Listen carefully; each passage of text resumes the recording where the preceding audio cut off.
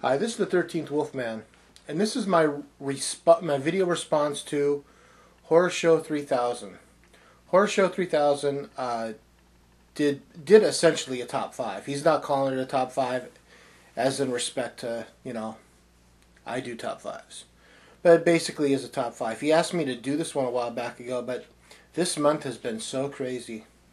I've had a lot of time to do a lot of videos. I've popped one up here and one up there, and I've got responses from them, but I just haven't had time to continuously do them, which kind of sucks. But yeah, so he did, like I said, basically a top five, and what it is the top five visually spectacular movies. Movies that just gave you the oh darn, or whoa, or just blew your mind the first time you saw them. And one of them, one of his is actually in my list. But I could see where he's going. This, I think I might do two of these, horror and non-horror. So for horror, which this one's going to be, it's going to be the top five visually spectacular films, horror. Now, coming in at number 5, Jaws. Jaws never freaked me out as a kid, but I do remember seeing it as a kid and thinking this movie was just, it had everything. Even though when you look back on it now, you can kind of see how goofy looking the shark looks. But from the mindset of like a child, I just remember being in awe when this shark came popping out of the water, and Robert Shaw and Richard Dreyfuss and I can't think of his name now. Not Rod Taylor, not Rod Sterling. Okay, whatever. The guy that played the cop. I hate it when that happens. All of a sudden, big mind block. But yeah. So number 5 has got to be Jaws. It just had a visual effect on you. It just looked incredible the first time you saw it. So that's number 5. Number 4. Number 4, it's the original Texas Chainsaw Massacre. It didn't have the greatest look because they filmed it on 16mm film, so it was kind of grainy. But it had this really weird, what is I'm looking for? A documentary look to it. So it just kind of, you weren't quite sure if you were seeing the truth,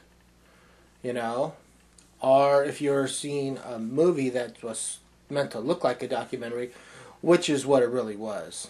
I'm talking about the 1970s Texas Chainsaw Massacre, not the polished one that came out in the 2000s, which visually it looked nice too, but So that's number 4. Number 3 is The Hills Have Eyes, the remake. I thought they did a really good job with this film visually. I like the movie overall, but visually, I just thought the movie just jumped out at you. You really felt like you were in the middle of the frickin' desert. To me, it was stunning. I love those movies, as I've said this before, where you're lost and you're in the middle of nowhere. And I thought visually it was just a beautiful movie. Number 2, Mario Bava's Black Sunday. I love this movie. This movie was just so great to look at. This I wasn't quite sure if I was going to go with Black Sunday or Black Sabbath because they're both great films, but I'm going with Black Sunday. Black Sunday just had a really, really cool look to it. I've used this phrase before, but it just attacked the iris. And that's the same way with the number 1 movie I'm going to mention in a minute. But it just visually was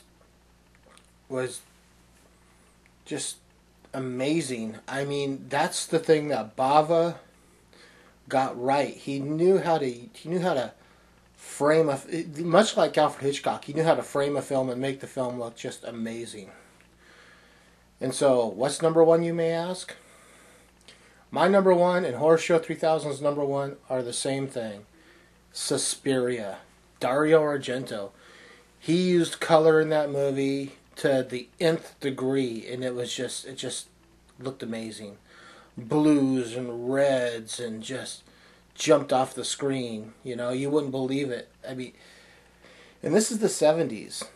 So when I haven't seen it on Blu-ray yet, so I'm just imagining that on Blu-ray it's got to look just incredible. I have seen it on DVD, and on DVD it looked astounding to me. So it just almost seems inconceivable what it looks like on Blu-ray if it looks so good on DVD. So that's it. That's my top 5. I want to hear your top 5, please. You know, video respond, comment, it doesn't matter. Just reach out and do what you have to do. I am the 13th Wolfman. I'm on the prowl.